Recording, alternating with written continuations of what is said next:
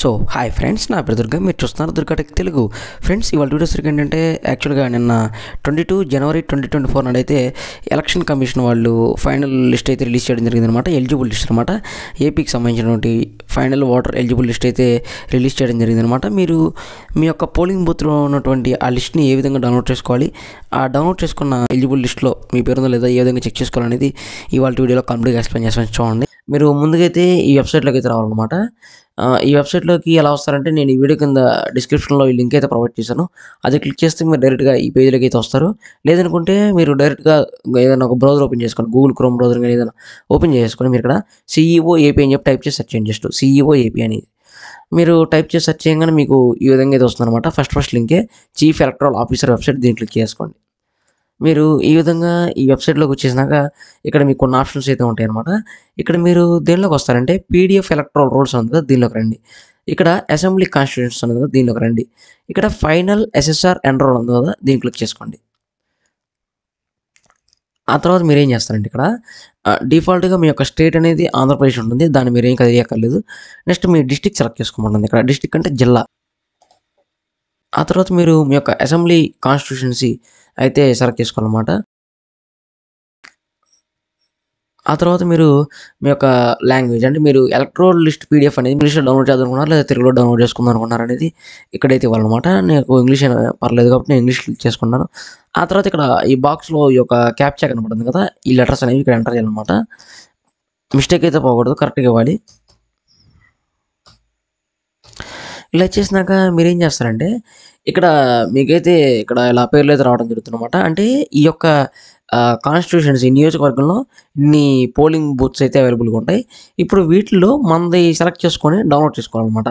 ఇప్పుడు ఒక ఉదాహరణకు ఒకటి చెప్తాను చూడండి. వీటిలో సపోజ్ ఇప్పుడు ఈ పేరు ఉన్నది మా యొక్క పోలింగ్ బూత్ అనుకోండి. ఇలా రైట్కి వచ్చేసేసి ఈ ఫైనల్ రోల్ 2024 కింద యారో మార్క్ ఉంది కదా, దీన్ని క్లిక్ చేసుకుంటే ఏంటంటే మనకి పీడిఎఫ్ ఫార్మాట్లో మనకి ఈ విధంగా డౌన్లోడ్ అవుతుంది అనమాట. చూపిస్తాను అది కూడా. ఇప్పుడు మనం ఫస్ట్ ఆఫ్ ఆల్ ఇక్కడ టాస్క్ ఏంటంటే మనం ఏ విధంగా మన యొక్క పోలింగ్ బూత్ని కరెక్ట్గా డౌన్లోడ్ చేసుకోవాలి, అది మెయిన్ టాస్క్. ఇక్కడ చూడండి, నేను దానికి సింపుల్గా ఒక ఎగ్జాంపుల్ ఒక ప్రాసెస్ చెప్తా చూడండి. మన ఓట్ కార్డులోనే ఉంటుందన్నమాట. అది మన ఓట్ కార్డ్ బ్యాక్ సైడ్ ఇక్కడ చూడండి, ఇక్కడ ఉంటుందన్నమాట part number and name card. ఇక్కడ చూడండి 32 శాఖమూలం ఉంది కదా. ఇలా ఈ విధంగా మీరు ఈ వెబ్సైట్లోకి రండి. మళ్ళీ ఇక్కడ చూడండి 32 ఈ యొక్క పార్ట్ నెంబర్ అనేది 32 అనమాట నాది. ఇప్పుడు ఈ 20 దాకా ఉంది కదా, నెక్స్ట్ క్లిక్ చేయండి కింద. ఇక్కడ చూడండి 32 శాఖమూరు. ఇలా మీరు సింపుల్గా మీ యొక్క పోలింగ్ బూత్ని సెలెక్ట్ చేసుకోవడం అనేది ఫస్ట్ మీరు ఐడెంటిఫై అవ్వాలి. లేదనుకుంటే మీరు కన్ఫ్యూజ్ అయిపోతారు. వేరే పోలింగ్ బూత్ ఇది ఒక డౌన్లోడ్ చేసుకొని మీరు ఆ లిస్ట్లో మీ పేరు లేకపోయేసరికి మీరు కన్ఫ్యూజ్ అయిపోతారు. కాబట్టి మీరు ఏం చేయాలంటే ఫస్ట్ మీ polling booth electoral list download చేసుకున్నారా లేదా కరెక్ట్గానే చెక్ చేసుకోవాలి. అలా చెక్ చేసుకోవాలంటే మీ ఓట్ కార్డులో బ్యాక్ సైడ్ ఉంటుంది చూడండి. ఓకే, ఇక చూడండి నా పోలింగ్ బూత్ నేను డౌన్లోడ్ చేసుకుంటున్నాను. మీకు ఒకవేళ ఒక్కొక్కసారి ఇది మారచ్చు పోలింగ్ బూత్ సమ్ కేసెస్లో. బెస్ట్ కేస్ ఏంటంటే మీకు కరెక్ట్గా ఎలా తెలుస్తుందంటే మీరు రీసెంట్గా ఒకసారి ఓట్ కార్డ్ డౌన్లోడ్ చేసుకున్నాను ఆన్లైన్ నుంచి. మనం ఆ ప్రాసెస్ అనేది కూడా కంప్లీట్గా మన ఛానల్లో అప్లోడ్ చేయడం జరిగింది. ఆ వీడియో అనేది నేను ఈ వీడియో కింద డిస్క్రిప్షన్లో ఇస్తాను అనమాట, లింక్ రూపంలో. ఆ లింక్ క్లిక్ చేస్తే మీరు ఆ వీడియోలో డైరెక్ట్గా రీడైరెక్ట్ అవుతారు ఆ వీడియోకి. కొంచెం టైం అయితే పడుతుంది అనమాట మనకి ఆ పీడిఎఫ్ డౌన్లోడ్ అవడానికి. చూడండి డౌన్లోడ్ అయిపోతుంది పీడిఎఫ్ అనేది.